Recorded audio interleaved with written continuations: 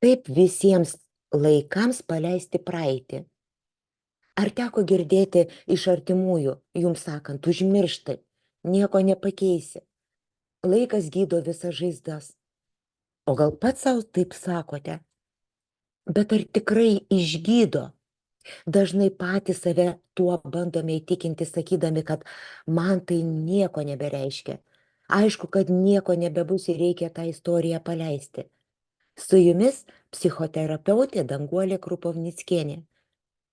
Tai kodėl tos skausmingai pasibaigusios istorijos vis primena apie save, kad ir kaip stengiasi jas užbaigti, užmiršti, tiesiog nepavyksta. O giliai viduje įsitvirtina nuoskaudos, nusivylimas, nusivertinimas, cinizmas, kartais net panieka. Blogiausia, kad ir į ateitį pradedame žiūrėti tų sunkių, neužbaigtų patirčių akimis, o temdamiesi tas nuoskaudų akmenis per gyvenimą, imame galvoti, kad mums nebelemta būti laimingiems.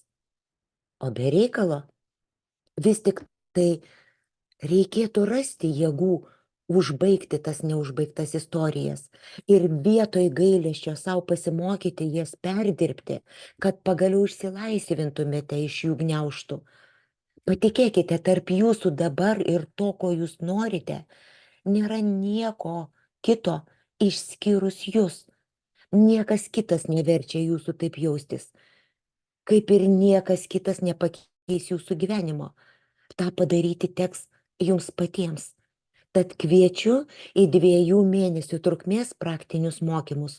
Uždaryk duris į praeitį, kad įsileistum laimę. Daugiau ir registracija komentaruose.